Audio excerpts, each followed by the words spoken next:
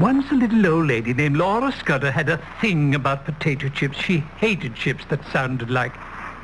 Now I ask you, who likes chips that sound like... So Laura Scudder decided to make her own. A crisp, noisy potato chip. She went potato shopping until she found the perfect potato chip potato. Solid. She researched 197 vegetable oils until she found the purest and found the best salt. Then she put them all together with her secret recipe to make them crisp and crunchy and put them in a special package to keep them that way. And this was the result.